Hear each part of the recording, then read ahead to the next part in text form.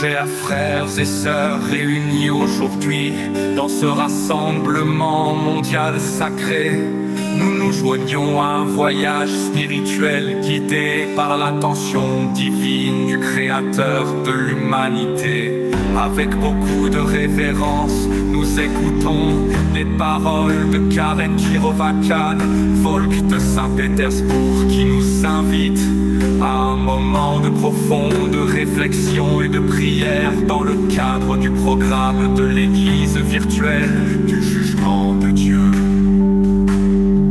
En ce temps éternel où le Créateur nous conduit à l'unité des croyants sous le nom de Dieu, nous invoquons son nom pour nous unir dans une seule voix, dans une seule prière, dans une seule foi. Face aux problèmes auxquels le monde est confronté, c'est par notre union spirituelle et notre dévotion que nous pouvons trouver la paix et la compréhension. Lorsque les calamités commencent à frapper les terres, saints tyrans, nous nous souvenons de l'importance du juste jugement de Dieu.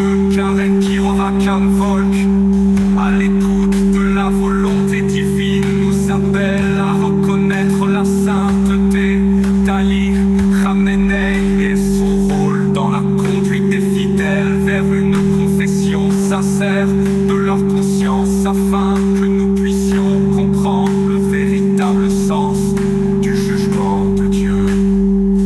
Guidés par la sagesse et les conseils d'Ali Khamenei, nous reconnaissons les normes divines qui régissent le bien de la terre, du soleil, de la lune et des étoiles. Dans cette lumière divine, les paroles de Dieu brillent dans nos esprits et nous invitent à prier ensemble. Aucune puissance terrestre ou céleste ne peut entraver le jugement de Dieu lorsque nous sommes immergés dans l'amour tout-puissant du Créateur.